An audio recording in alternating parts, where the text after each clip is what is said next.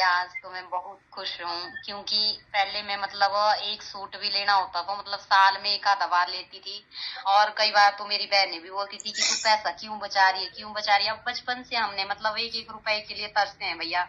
तो मतलब वो मैंने कभी इतना पैसा नहीं देखा था कि लाइफ में इतना पैसा आ सकता है। पति भी कमाता था, लेकिन मुझे प्रॉब्लम हो गई थी, बीच में बीमारी हो गई थी तो प्रॉब्लम आ गई थी शरीर में। तो मतलब पैसा तो कमाया पर डॉक्टरों के पास सबसे ज्यादा लगाया।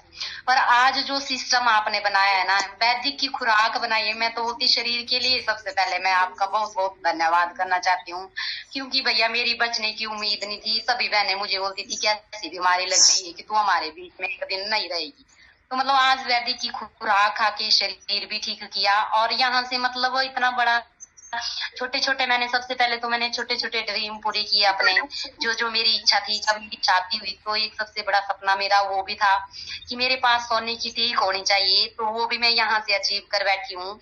और आज मतलब गाड़ी का सपना तो मेरे को पहले नहीं था, पर दीदी ने जब उस दिन बोला था कि हमारे पास गाड़ी होनी चाहिए, बहुत मैं सोचती थी पता नहीं मेरे पास पैसा इतना आएगा नहीं कि मैं गाड़ी ले पाऊंगी।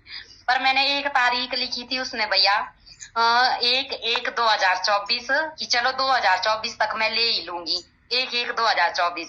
पर मतलब जब मैंने उस दिन अपनी गाड़ी को मतलब बुक किया, तो उस दिन मैं घर आके देखने लगी। मैं बोला नवीन भाई ने बोला था तारीख लिखनी, मेरा पति भी साथ में बैठा था भैया।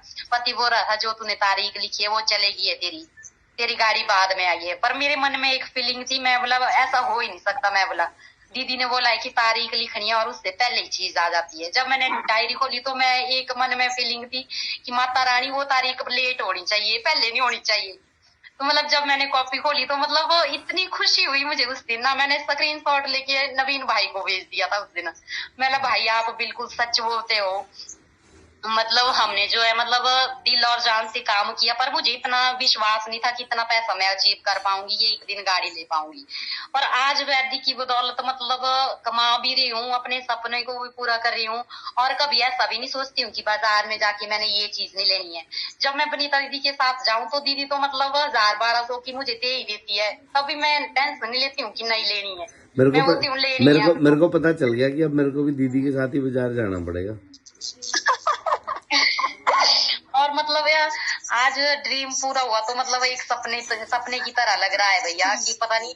मेरे बेटा बोल रहा था मम्मा हम अपनी गाड़ी में कि लोगों की गाड़ी में तो नहीं है। मैंने बोला नहीं बेटे हम अपनी गाड़ी में। मतलब जब तक हम घर नहीं पहुंचे तो मेरी बेटी बोलती रही मम्मा ये लोग ले तो नहीं जाएंगे गाड़ी में। बोला नहीं बेटा ये हमारे बाप। बोले हमें बहुत खुशी हो रही है कि हम सोचते थे बोले लोगों की, क्योंकि मेरी बेटी बीमार होती थी भैया बीच में, तो मतलब लोगों की गाड़ियां भी हमने ली, मतलब थोड़े चलाने के लिए, एक दिन के लिए, डॉक्टर के पास जाने के लिए बच्चे को लेकर। लेकिन मतलब बच्चे को ऐसा लग रहा था कि लोगों, मैंने बोला नहीं बेटे हमने खुद के पैसे से लिए। मतलब इतनी खुशी हो रही थी ना भैया आंखों से, मतलब मेरी सांस हो रही थी रो मत तू रो मत। पर दिल की फीलिंग कैसे बताएं भैया, ये खुशी के आंसू हैं, कोई गम के आंसू नहीं है। लोग बोलते हैं ये बहनें रोती रहती है रोती रहती है। अब जिसने गम देखे हो भैया उनकी आंसू आंखों से आंसू आते हैं ना। अब मैं नहीं बोलती कि हम जो है मतलब लोगों को दिखाने के लिए रोते हैं, पर मन में अंदर कंट्रोल ही नहीं हो पाता तो क्या करें। देखो एक बात जीवन में याद रखना, हंस भी कोई नहीं सकता और रो भी कोई नहीं सकता। बिल्कुल भैया। आज तो मैंने आपकी बात को माना। मैं बोला मैंने आज रोड़ा नहीं है, भाई ने बोला है मेरे को उस दिन बिल्कुल सुनिए आना चाहिए। मैं बोला मैं घर जाके रो जाऊंगी पर यहाँ नहीं रोऊंगी। मैं बोला भाई की बातों को मैं एक दिमाग में उठाऊंगी। मैं बोला क्योंकि भैया मतलब मैं तो बोलती आपकी तरह मतलब हम इतने पता नहीं कौन से पुण्य के काम किए थे कि आपकी तरह